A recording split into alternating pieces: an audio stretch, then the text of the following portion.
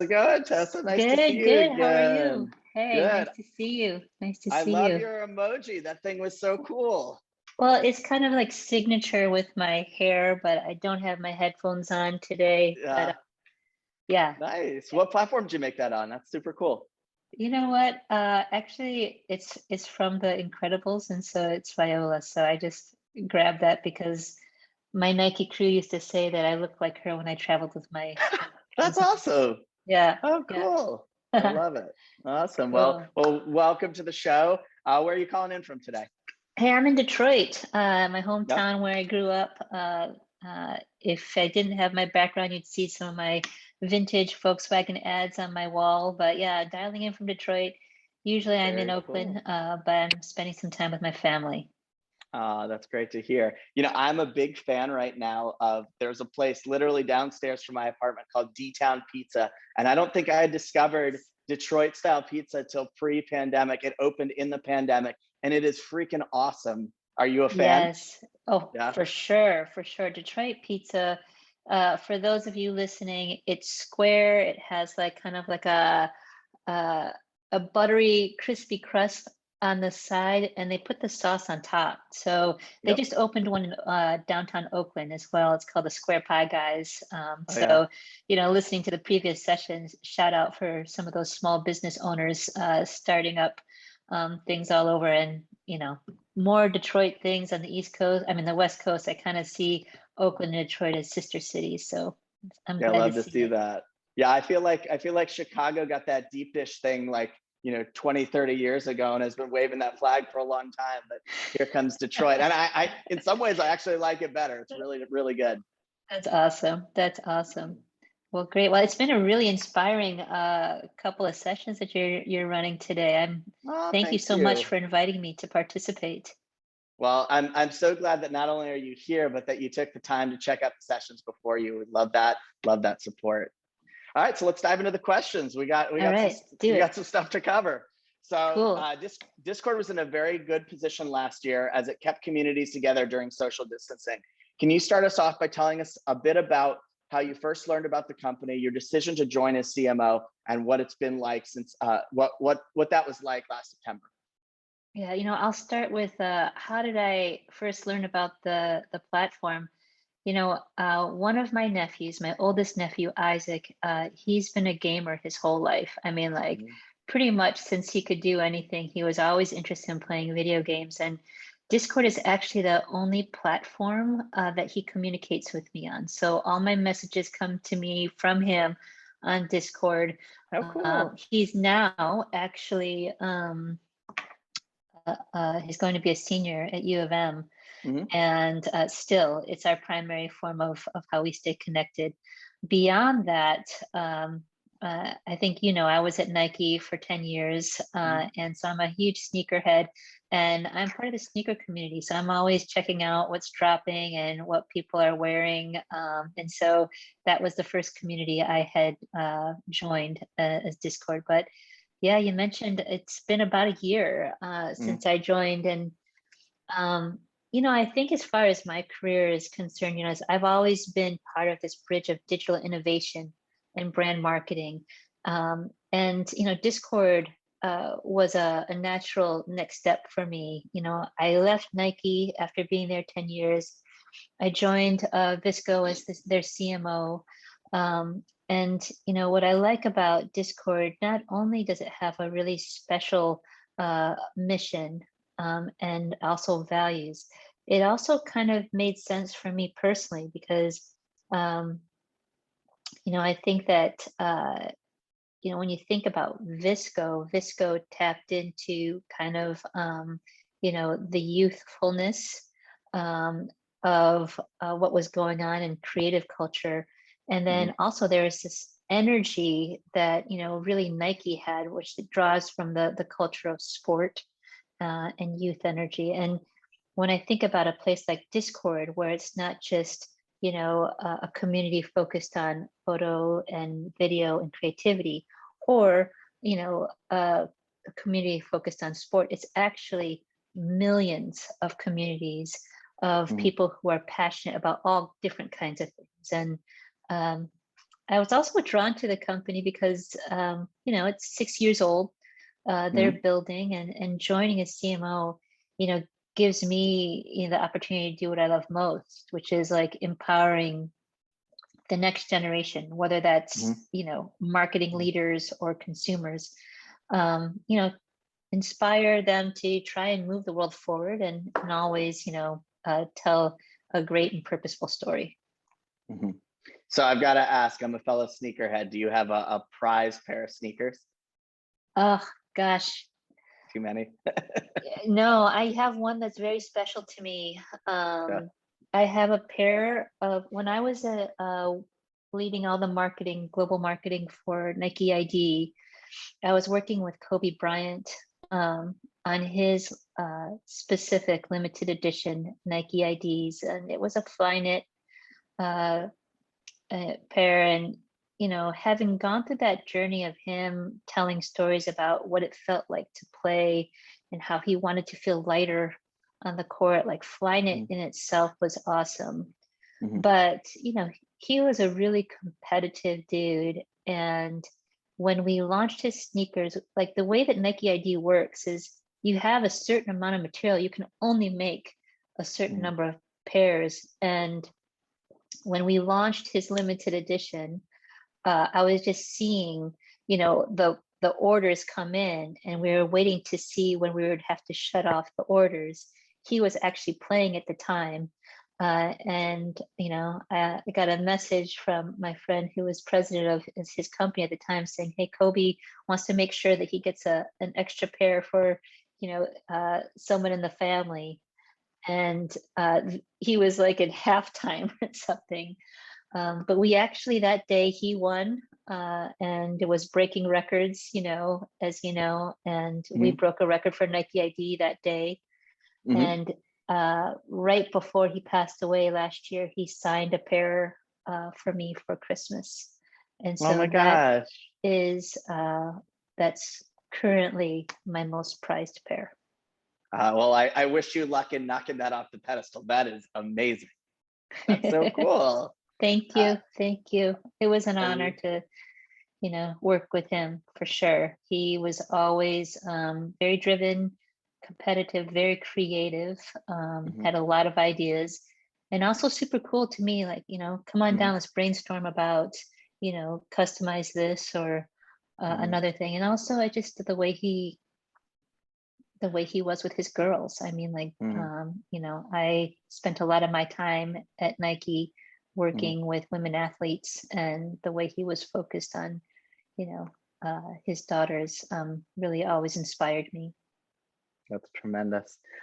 So I know we had talked yesterday, you have a video to show. Is now a good time, or do you want to kind of get a little deeper in? You tell me.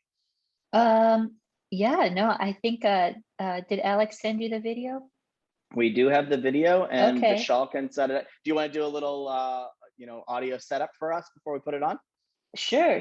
Yeah, you know, I think the video that we're going to share first is just a quick teaser to a campaign that we launched about a month ago. And we created this campaign after we reset the strategy for Discord and reset the brand strategy. And we launched our tagline, Imagine a Place. This teaser actually kind of hints at the fact that we created this campaign entirely with some of our most avid community members and describing what Discord means to them, taking specific lines, the creative concept, the casting, and even the scenes. So we'll first play, I guess, the trailer for Imagine a Place, the movie. Take it away, Vishal. I have no idea what this is for. Discord, it's like...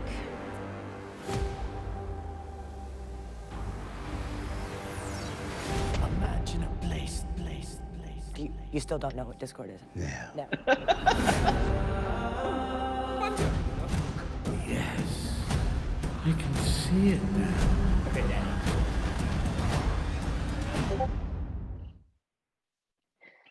Yeah. So that was our teaser that we ran the week before we launched the movie. And you can see, we had some pretty special guests in there. Casting was also largely inspired by, our very creative Discord community, but, they love Danny DeVito. I really wanted to work with Aquafina. Not only is she a gamer, she also uses Discord. I did an AMA with her, or a stage channel, I think it was last week, and she was talking about how she really started using Discord during the pandemic to help her stay connected during the lockdown, playing Among Us, playing, golf with friends. And, she really kept referring to Discord as a place. And so what was interesting is that working with our community, they always inspired me, because it was like when we worked on casting, we have people in there, like we have Grimes, we have Jay Balvin, Marcus Brownlee, we have Mr. Beast, and of course Danny and Aquafina. So, without our creative community members, like a little short film like this wouldn't have been possible. That's phenomenal. I see we have it a little bit later in the interview, but I'm just going to skip ahead to it.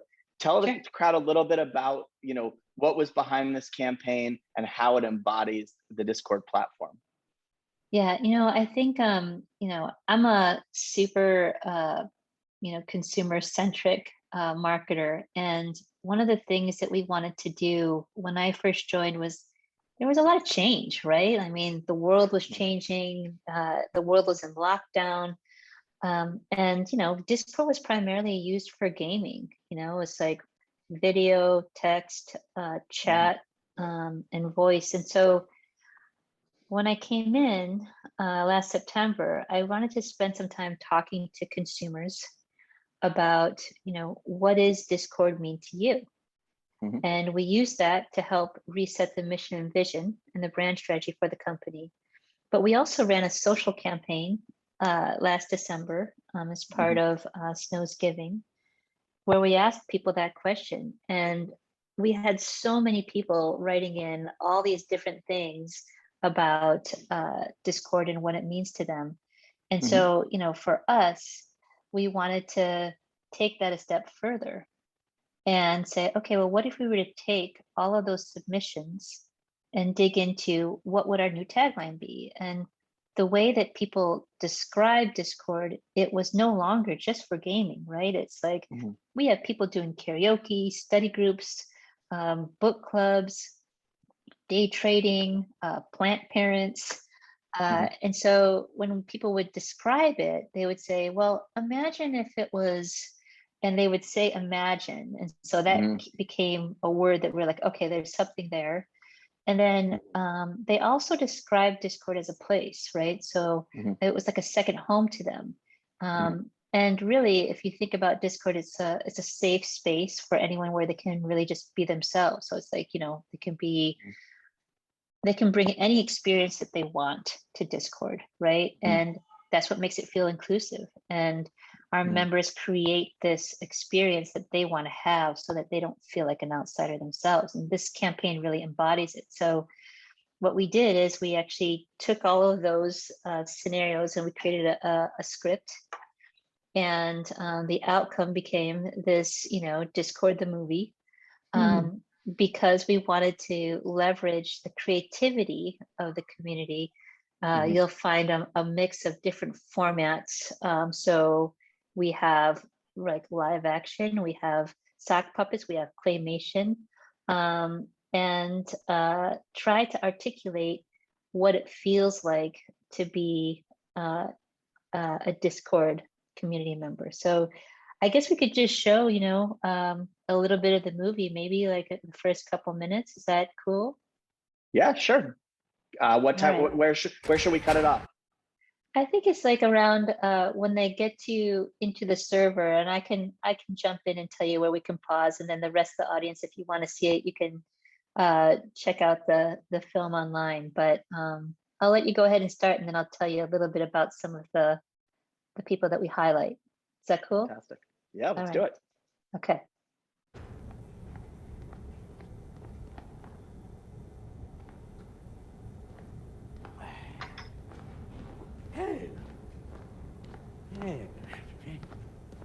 Oh, hello. That looks good. Ah, hey. Oh, that's good. What'd you put in there? I didn't make it. I'm just a sound guy. Goddamn good sandwich. Danielle, pretty cool, huh? Yeah, Back yeah. together. I gotta tell you, I have no idea what this is for. It's for Discord. I'm not but it sounds, what do you call it again? Discord so it's just imagine a place, right, where you can chat, you can video call, and you can hang out with your friends. You can hang out with your friends. You're just repeating what I just said. The video call. You still don't know what Discord is? Yeah. Let me show you how actual users would describe Discord. Oh. Discord, it's like imagine a place with really long arms to bring people together. Like really long arms. Just go with it. You don't need to finish the sandwich.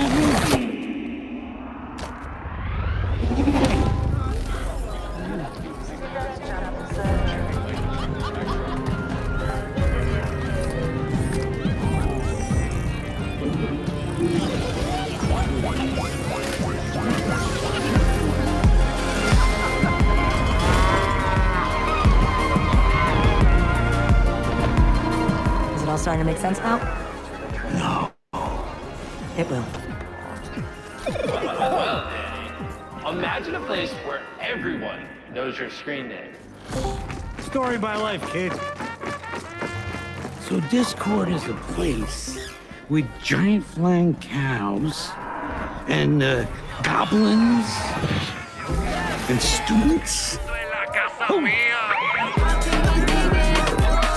Jay? Donnie! Summer G, you good? What's up? This ought to be worth something.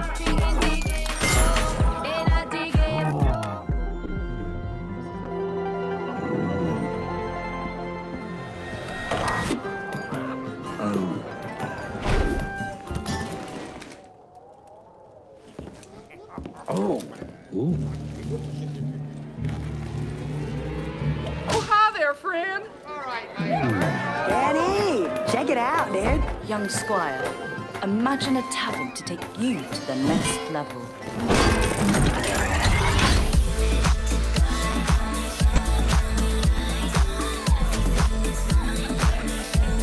Oh, Grimes. Now that actually makes sense. See, Daniele. I guess Imagine we a could place pause like there, this. Chris. I know, unless you want to watch All the right, whole thing. Michelle, can we cut it? Awesome. Oh man, I know what I'm doing right after this. Yeah, so you can check it out.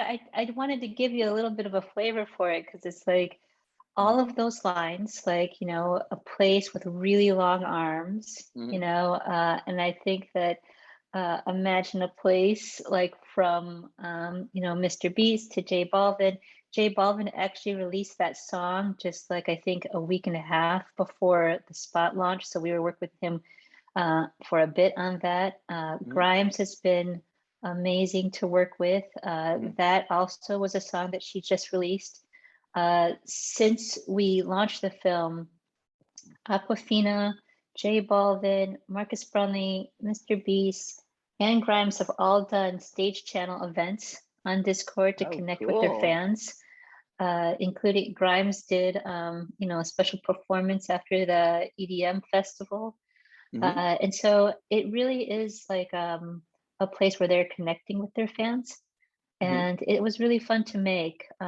One of the stories, and I'm going to describe it because we cut off before we got to it.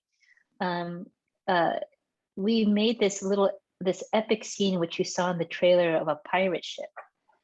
And we did that scene particularly because there was one of our community members. They submitted their story of what Discord means to them, and this person in particular is bedbound, and they use Discord to connect with the outside world. They're part of our pirate server. They only speak in pirate, which was amazing on our casting calls, and they cast themselves. They helped us figure out who was going to play them. But because they told such a personal story of how they found belonging, we really wanted to celebrate them. And so we created this pirate ship that if you log on to finish the rest of the film, you'll see it. But also at the end, we share all the credits of all the different community members that contributed to the film. And, you know, when I was a young creator, to be able to have a credit in a film like that, I think would have been awesome. So we just, we did a special screening for all of them who contributed into the making of Discord the movie. So thank you for letting me share a little bit of it. It's fun, right? Absolutely. Oh my gosh. I mean, that was a massive, from what I could see, a massive undertaking. What was that like for you? Have you ever been involved in something like that? Yeah, you know, I've been, you know, involved in making, you know, films and ads and everything my entire career. And I think what makes this experience unique is that we were able to work with, you know, these young creators and working with talent like Danny and Aquafina. They were so awesome to work with, and they were really behind what we were trying to do to celebrate the community. We did, you know, a couple talks with Danny, and, you know, he, you know, was getting ready to, you know, do his season of Always Sunny in Philadelphia. And, you know, he was like, showed up on set, and his manager said, I'm just going to tell you, he hasn't done anything for about 18 months because of the lockdown. So he was very chatty, but he's also a director himself. And so even for our young director, Finn, getting a chance to work with, you know, like Danny was amazing. And the chemistry with him and Aquafina, they were in Jumanji together. So as they were mic'd up, we could hear them the constant banter of them making jokes. But yeah, it was fun. It was great and difficult to do during COVID. As you I was just going to ask, Yes. was it a very lockdown set? Was it very few people on set? Super lockdown, masks, COVID tests every day. You know, and when you think about if you're on camera, people don't want to mess up their makeup. But I would say it was, you know, so many funny behind the scene things that happened. Like, we ordered those sandwiches. They were actually Danny's favorite sandwiches. So even between takes, when he was supposed to be eating the sandwich, he was constantly eating those sandwiches. And we ran out. He actually, you know, got some juice on some of his shirt, so we had to fix it. But it's like, I remember being around the corner and hearing someone saying, can we please get a less juicy sandwich for Danny? So yeah, it was fun. Oh my God. And he's like 5 feet tall. He's just putting sandwiches down left and right. I love it. Gosh, he's a legend. And I think that's, He you is know, totally one of the things iconic across so many different generations, right? And so, you know, our creative director, Bem, you know, talked about growing up in Ethiopia and then watching VHS movies of Danny DeVito and having a chance to talk to him.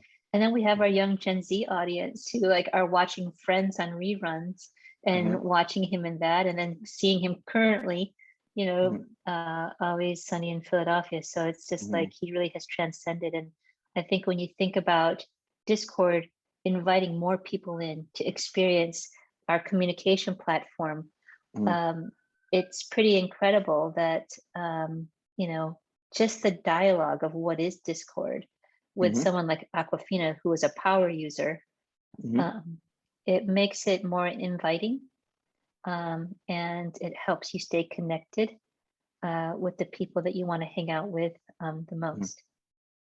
Very cool. Well, bravo. I could literally make the entire thing about that, but I have so many great questions I want to ask you. So I'm just going to hop into some more of those. Yeah, let's go for it. All right. So while Discord is perhaps most widely known within the online gaming community, the company doubled its user base in 2020 to 150 million monthly active users. How much of that was people organically finding the platform as a resource to stay connected to their friends, family, and communities they love, versus versus your work in seeking them out as new users? Yeah, I think like I'm super lucky to have joined when I did, because I think the answer is both, right? And I think during the pandemic, people are looking for ways to stay connected. And before, when I joined, we did some research, and it was 30% of people who were using Discord were using their servers like non-gaming activity. And then just recently, it's about 80% of the people who are using Discord are for gaming plus non-gaming. And so what that speaks to is, the tools that we have are meeting consumer needs during a time where people haven't been able to stay connected, and also during, right? So it could be messaging, it could be connecting with people on video, it could be doing things together.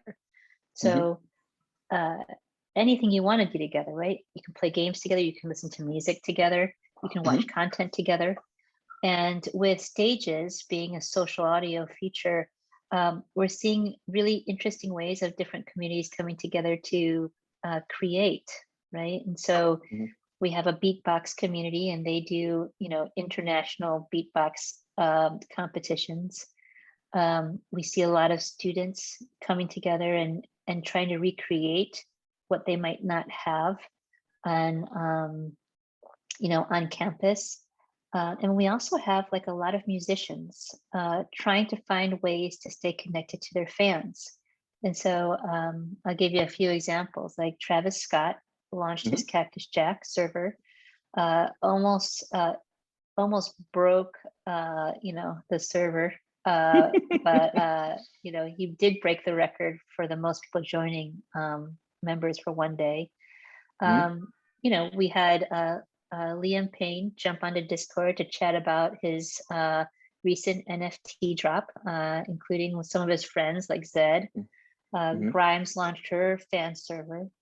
And then also, like, for some artists that don't have their own server, just a way to share things that they feel strongly about. So I collaborated with Westbrook, which is Will Smith's and Jada Smith's production company, and Wycliffe Jean and MC Jin. They did a song that they released around allyship, around Asian American and Pacific Islander, and stopping the hatred. And they don't have a server, but they came onto our pretty large hip hop server and talked about that song and why it's important. And so you can see where people can have proximity to some of the artists that they really like during a time where they can't go to concerts. So I think that's pretty cool. I love that. So with this massive user growth, have you seen any categories in particular that new users have gravitated to or grown themselves, whether it be stock trading, book clubs, sports related, or otherwise?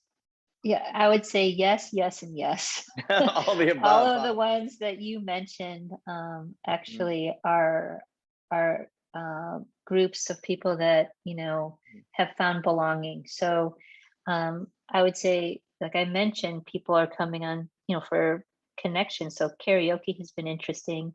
I would also say cooking. I would say book clubs. We have more than 17 million servers, and so you can kind of find any type of community. But a lot of the servers start small, and then you kind of grow into finding more community. But some of the interesting things are some brands are also finding ways to connect with their audiences on Discord. So NBC had launched their server and hosted stage channels during the Olympics, which finished last week. Was super fun to see that play out.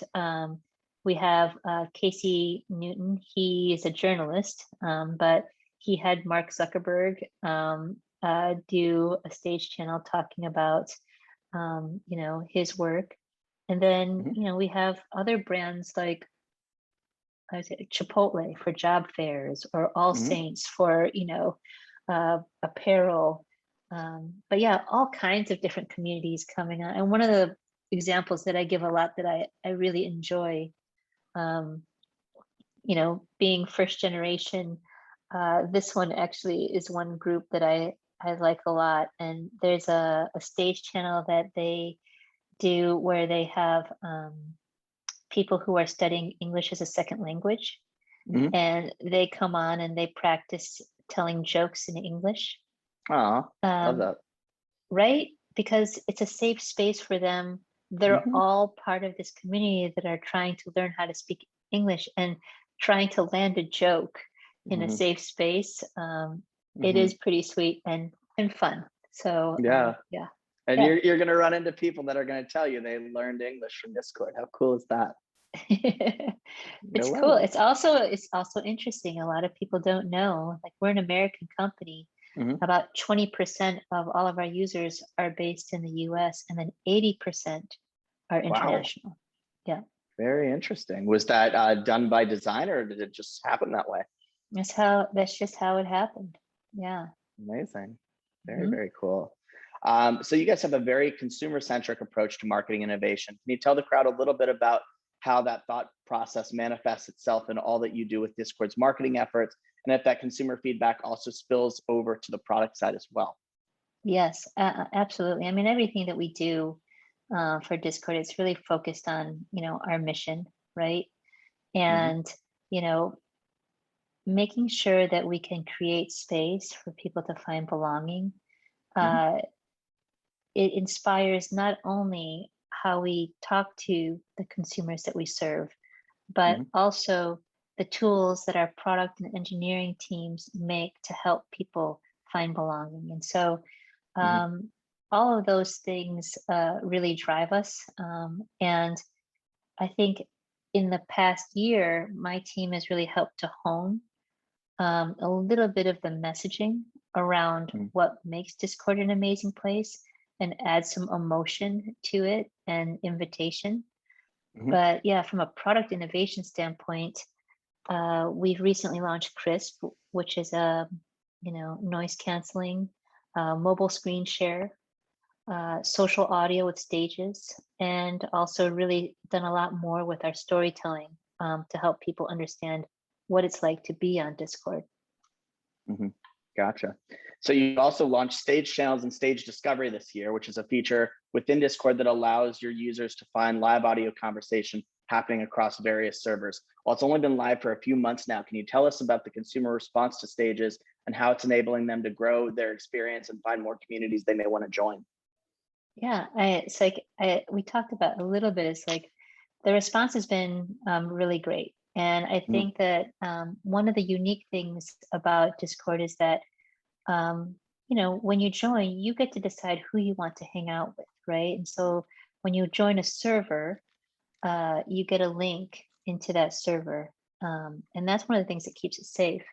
But I think stage channel stages and stage channel discovery is actually awesome because you can drop in and listen to a stage discussion and then find people there that might have ideas of like other communities to join. And so it's a really easy way to experience what that community feels like. mhm, You know, we're also looking at ways that we can, you know, um, experiment with monetization, right? And so mhm, a lot of times things that we want to do is help the creators and the communities that are trying to make great experiences for the people that use Discord, give them the tools to create experiences that people will be willing to pay for. mhm. And when you think about some of the integrations that we have with Patreon or Twitch or even YouTube, um, you know, we want to make sure that you know, those experiences are awesome, and you'll probably see a little bit more of those types of things coming back towards the end of the year. Very cool. So with Influential being an influencer marketing company, I also like to think of the role that Discord plays in the creator economy. With stages, you've been testing ticketed events for certain stage conversations. Can you give us a peek into your mind on how you see these ticketed events playing a role with creator monetization on the Discord platform? Was that the main thought behind the feature, or was it more of like a nice side effect to it? Yeah, I mean, I think that it's like, again, taking cues from the consumers that we serve, right? And Mhm. so, um, you know, social audio has actually been going on for quite a while on Discord, Mm. and uh, seeing how people interact, it's like, okay, well, if we build stages, then it gives them a more opportunity to do this. And so testing with ticketing and tools for monetization, again, it's really about helping the creators that use our platform to create great experiences, right? And so, Mhm. um, yeah, I think like some of the things where uh, people who subscribe to, say, for example, YouTube, and Mhm. like if they want to allow people to attend a stage channel event, there's a value there, for how different ways people can also have levels of rules of who can attend certain events.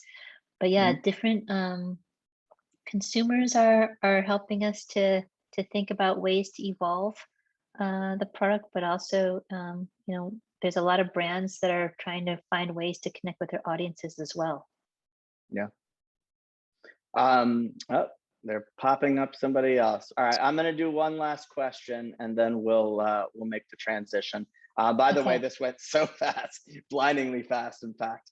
Okay. So let's do this. At the end of July, you held an agency day with other members of the advertising community to let marketers know more about Discord and how they can use the platform to reach new audiences. What was that like? And is there anything in particular that stood out to you from that experience, whether it's a specific use case that you discussed or something more holistic from the day's events? Yeah, it went really great, and we walked through how Discord can be used. Mhm. It's a great way for different agency partners to share with their clients how they can connect with their audiences. And I think the biggest takeaway from me, and what I tell my friends that are like, oh my gosh, I know my consumers are on Discord, what can I do? Is, understand your consumers. If they're on Mhm. Discord, find ways to connect with them that is authentic to the platform, right? Because it's not like a social media where you can post it and leave it. Mhm. They're looking for interaction. Yeah. And it was a fun way to brainstorm creative solutions because we have agencies that have all different types of clients. I'm also really open to testing things as well. And so it was Mhm. kind of a fun innovation session from that standpoint. Very cool. All right. Well, unfortunately, we're out of time. But before we go, I want to hand you the floor one more time. Let this audience know about anything exciting that you have upcoming or anything that you'd like to share with anybody. Yeah, I mean, first of all, I love these sessions. They're always very inspiring. Uh, I think the thing that I'd end on, there are a lot of cool things that Discord is doing, but I think that the vision for the company is really worth mentioning on my last statement, which Mhm. is how we would define success for Discord, which is Mhm. an inclusive world where no one feels like an outsider. And I think we've all felt on the outside of things at one time in our life or another.